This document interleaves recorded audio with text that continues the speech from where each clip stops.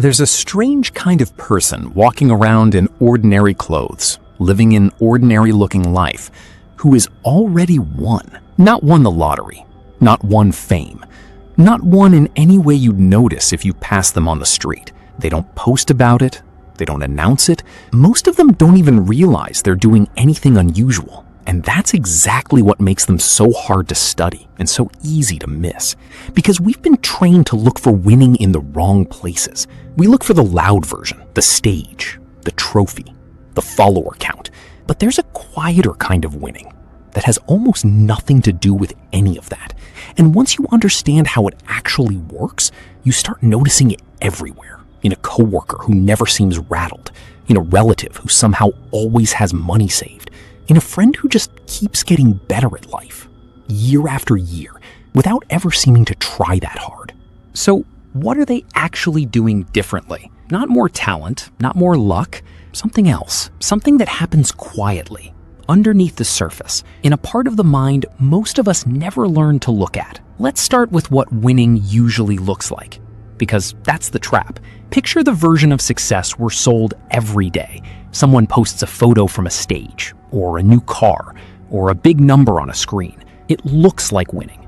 It feels like winning, at least to the person watching. But there's a strange thing psychologists have noticed for decades. A lot of that visible winning doesn't actually correlate with the thing we assume it produces, a settled, satisfied life. Daniel Kahneman, the psychologist who spent his career studying how people actually experience their lives versus how they remember them, found something uncomfortable. The people chasing the biggest visible wins were often the ones who felt the least present in their own lives. They were living for the highlight reel, not the moment.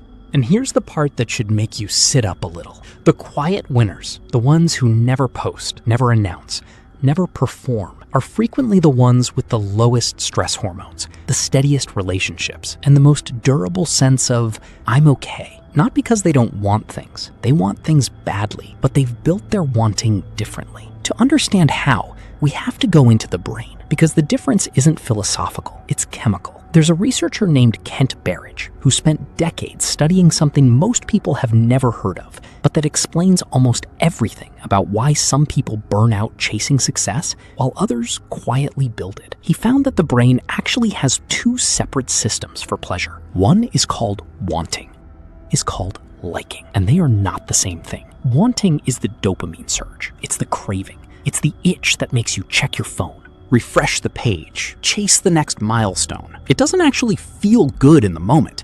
It feels urgent. Liking is different. Liking is the quiet, warm satisfaction of actually experiencing something. Slower, softer, almost boring by comparison. Here's the twist most people never learn. Modern life is engineered almost entirely around wanting. Notifications, promotions, likes, rankings, they all spike the wanting system and leave the liking system starved. So most people spend their entire lives chasing the itch and wonder why the scratch never satisfies them. The secret winners figured something out, usually without ever putting it into words. They stopped optimizing for wanting. They started optimizing for liking. That single shift changes everything downstream. Think about someone who exercises because they crave the feeling of a strong body versus someone who exercises because they're chasing a compliment. Same behavior, completely different internal experience. One of them can do it for 40 years, burns out in 4 months. This is where Wolfram Schultz's research on dopamine becomes almost eerie in how well it explains real life. Schultz discovered that dopamine doesn't fire when you get a reward.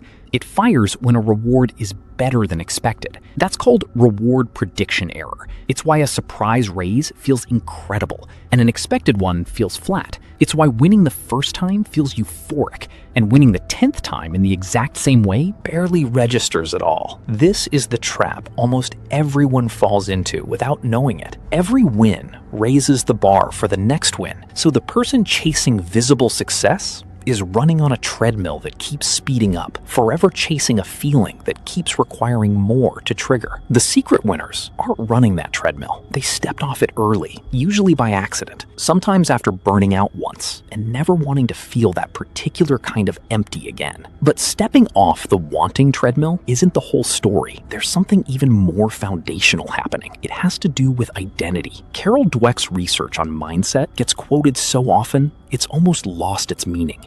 But the actual finding is sharper than most people realize. It's not just about believing you can improve. It's about where you locate your sense of self. People with a fixed sense of identity attach their worth to outcomes, a grade, a title, a number. Every setback becomes a referendum on whether they're good enough. People with what Dweck called a growth orientation attach their worth to the process itself. A setback isn't a verdict. It's information. Here's why that matters so much for the people who quietly win. When your identity isn't riding on the outcome of any single day, you can absorb a bad day without it becoming a crisis. You can miss a deadline, lose a client, get rejected, and still go to bed that night without your entire sense of self collapsing. That single trait, the ability to separate identity from outcome, turns out to be one of the strongest predictors of long-term success that almost nobody talks about, because it doesn't look impressive from the outside. It looks boring. It looks like someone shrugging off a failure that should have destroyed them. Roy Baumeister spent years studying something related, self-control, and what he called ego depletion.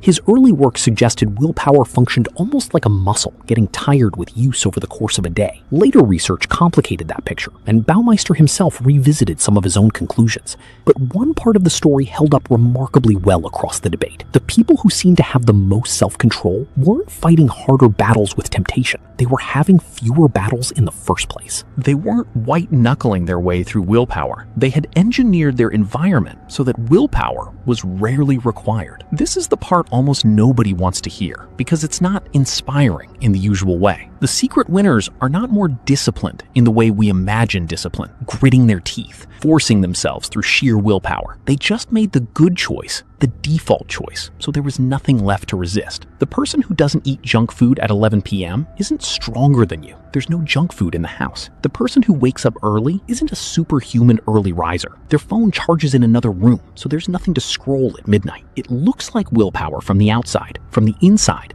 it's just removed friction. Now, here's where the story takes a turn, because so far, this might sound like a checklist, optimize for liking, detach identity from outcome, remove friction. Except there's a deeper layer underneath all of it. And this is the part that actually explains why so many talented, hardworking people never get there. It has to do with stress. Not the obvious kind, the panic, the deadline, the crisis.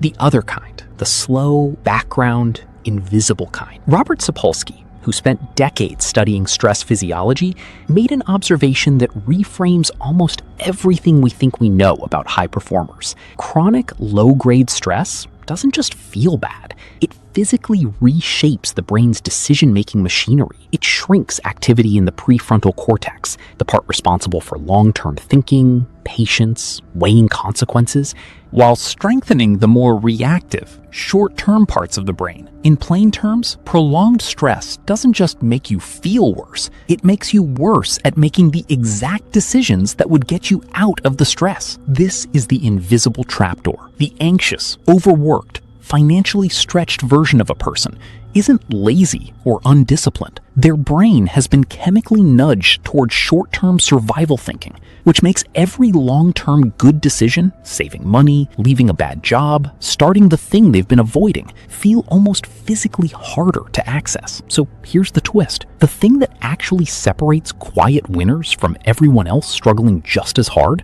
might not be willpower, intelligence, or even opportunity. It might be whether at some point they manage to lower their baseline stress enough for their long-term brain to switch back on. That reframes everything. It means some people aren't winning because they're better, they're winning because they found, sometimes by luck, sometimes by hard-won effort, a way to calm their nervous system enough to think clearly again. And once the long-term brain came back online, all those other traits, patience, identity stability, environmental design became possible. Before that moment, they weren't lazy or weak, they were biologically stuck. Anna Lemke's research on the modern dopamine economy fills in the final piece. She describes something she calls the pleasure-pain balance. Every hit of dopamine is followed by an equal dip below baseline, and modern life keeps us reaching for the next hit before that dip resolves. Over time, the baseline itself drops.